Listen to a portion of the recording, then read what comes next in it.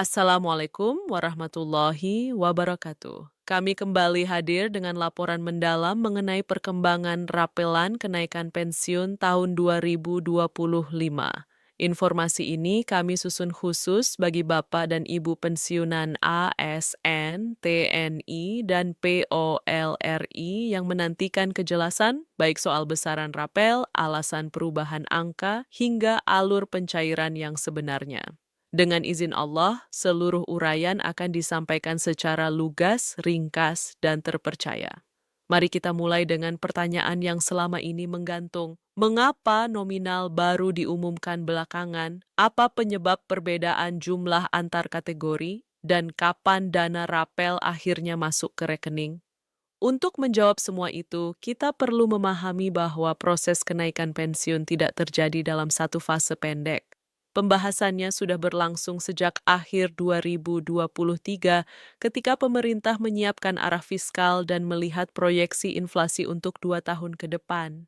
Kenaikan pensiun sering dianggap sederhana, padahal kenyataannya jauh lebih kompleks. Kementerian Keuangan, Bappenas, BKN, Taspen, Asabri, dan DPR semuanya terlibat dalam penyusunan skema kenaikan yang baru. Tahun ini, pemerintah tidak lagi menggunakan pola lama yang cenderung seragam. Pemerintah menerapkan formula indeksasi yang diperbarui, dirancang agar nilai pensiun lebih sesuai dengan tekanan biaya hidup. Harga pangan naik, kebutuhan harian berubah, dan biaya kesehatan semakin besar. Dampaknya luas, bukan hanya pensiunan reguler yang terpengaruh, tetapi juga janda, duda, veteran, dan ahli waris. Berbeda dari pola terdahulu, kenaikan kini dihitung berdasarkan golongan, masa kerja, dan kategori penerima. Karena itu, dua pensiunan dengan golongan sama bisa menerima rapel yang berbeda. Masa kerja, status keluarga, serta data kepegawaian menjadi penentu utama. Pemerintah awalnya mempertimbangkan kenaikan yang lebih kecil karena APBN 2024 sampai 2025 menghadapi tekanan besar di berbagai sektor. Tetapi setelah menghitung kembali kondisi lapangan dan pengaruh inflasi, diputuskan bahwa kelompok rentan, termasuk janda, duda, dan veteran, perlu mendapat porsi kenaikan yang sedikit lebih besar. Tahap berikutnya jauh lebih teknis. Taspen dan Asabri wajib memperbarui seluruh data. Golongan terakhir, masa kerja, status keluarga, hingga formula yang digunakan harus diselaraskan kembali. Kesalahan kecil saja, misalnya masa kerja yang tidak akurat, dapat menggeser total rapel hingga jutaan rupiah. Untuk kelompok janda atau duda, perhitungannya lebih rumit lagi karena menggunakan persentase khusus dari pensiun pokok pasangan yang telah wafat. Sementara bagi veteran, kategori layanan dan tingkat pengabdian menentukan nominalnya. Karena itu, kedua lembaga ini perlu memastikan sistem siap sebelum angka resmi diumumkan. Setelah semua tahapan diverifikasi, pemerintah menetapkan nominal rapel 2025. Banyak pensiunan tidak menyangka jumlahnya setinggi itu. Mengapa?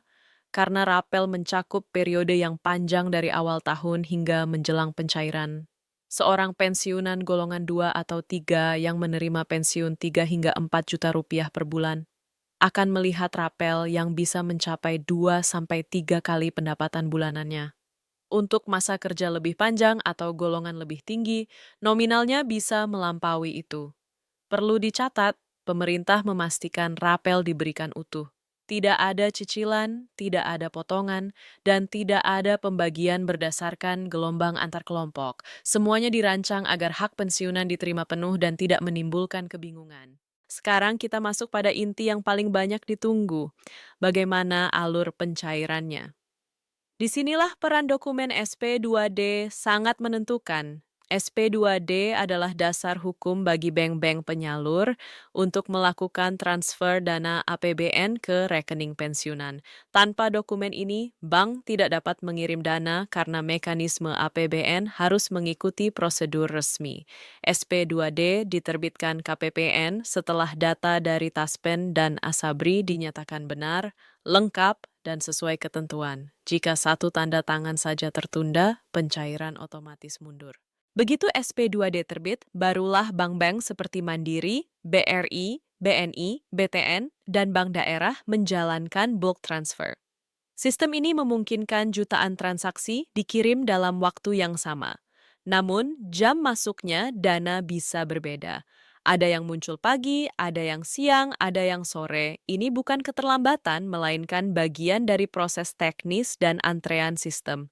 Bagi pensiunan di daerah, terutama yang menggunakan bank daerah, waktu pemrosesan bisa sedikit lebih lama, tetapi tetap pada tanggal pencairan yang sama. Untuk kategori tertentu seperti janda, duda, veteran, dan ahli waris, verifikasi manual tetap dilakukan.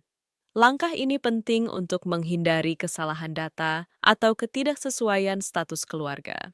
Proses ini memastikan bahwa tidak ada penerima yang dirugikan akibat perbedaan data lama dan data elektronik terbaru.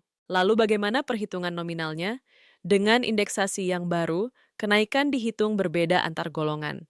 Misalnya, kenaikan bulanan sekitar 200 hingga 300 ribu rupiah.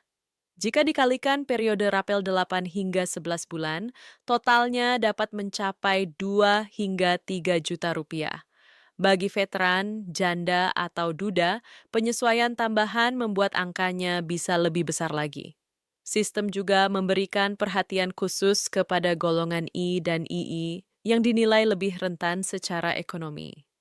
Kenaikan untuk golongan ini disusun agar daya beli tetap terjaga.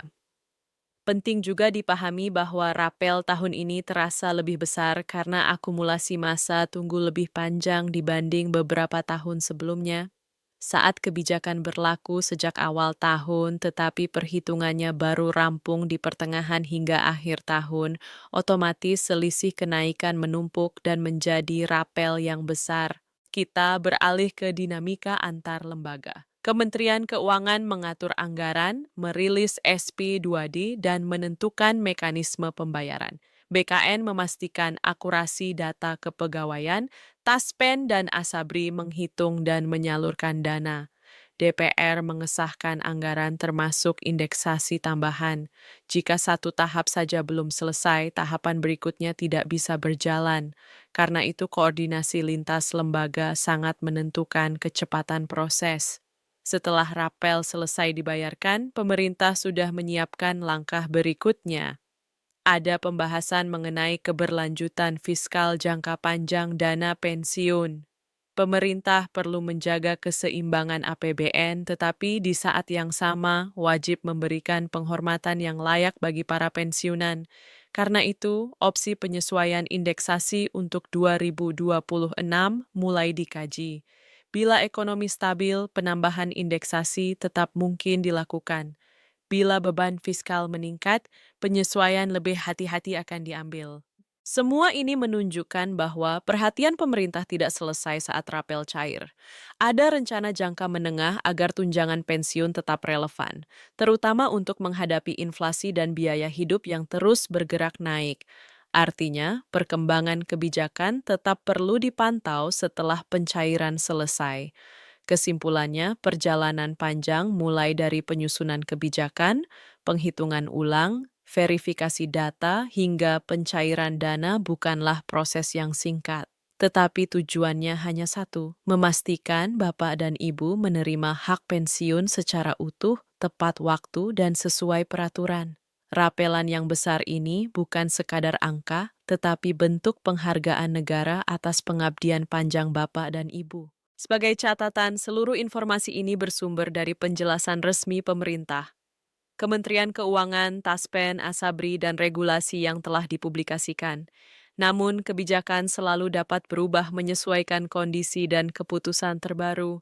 Informasi final tetap mengacu pada pengumuman resmi pemerintah.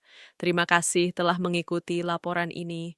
Semoga Allah memberikan kesehatan, ketenangan, dan keberkahan bagi Bapak dan Ibu semua. Jangan lupa like, share, dan subscribe untuk mendapatkan informasi resmi selanjutnya. Wassalamualaikum warahmatullahi wabarakatuh.